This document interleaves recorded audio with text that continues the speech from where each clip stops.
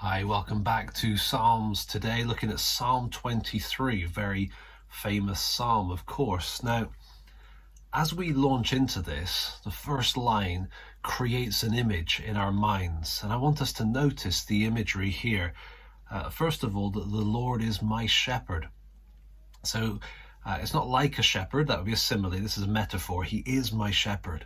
And he goes through to describe various aspects of this, leading and restoring and leading, even in the darkest of circumstances. The kind of key thought here is, you are with me. Your rod and your staff, they comfort me.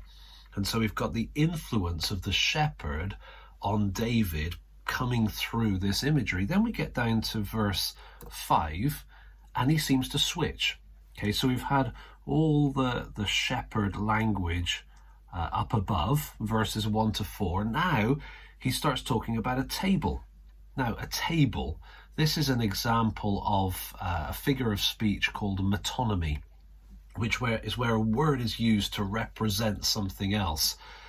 So let me just put that there, metonymy, right? So he's using the word table to speak of the feast that is spread by the Lord for his guests. Okay, so it's really speaking of hosting. So we've got a whole load of hosting that's going on here.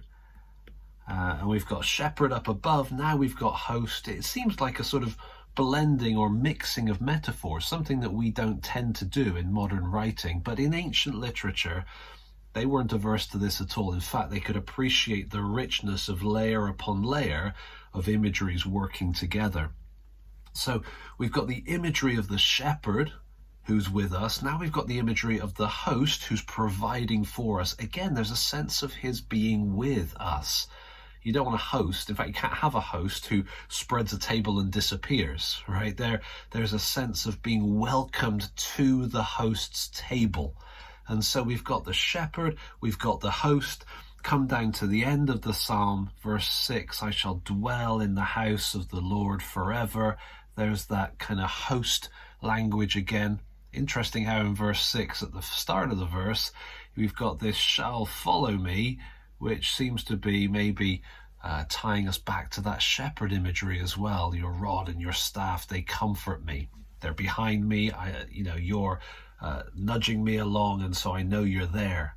And so we've got these two images that are powerfully working together in just 6 verses to create a real sense of, wow, look at this, the way that this God is so for us as our shepherd and ultimately as our host.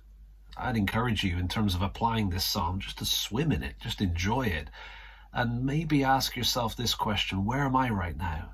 Am I currently in the valley of the shadow of death, needing to be comforted because of the extremely difficult circumstances that I'm facing? The Lord, your shepherd, is with you. Appreciate what this psalm has to say, and then think about that table, the host, welcoming us to the feast that he's preparing for us. Maybe that feels like it's far off in the future, or maybe you're experiencing some kind of personal revival right now. Praise the Lord.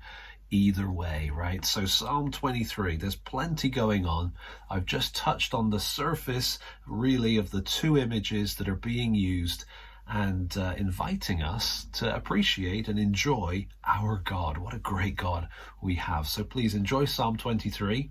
Read it through a few times. Let it stir your soul to respond to God, and then share it with others in conversation, text, tweet, email, however you choose, and you can always write comments in the box below, of course, as well. Please share this video so that others can join us as we enjoy the Psalms today. Thanks so much.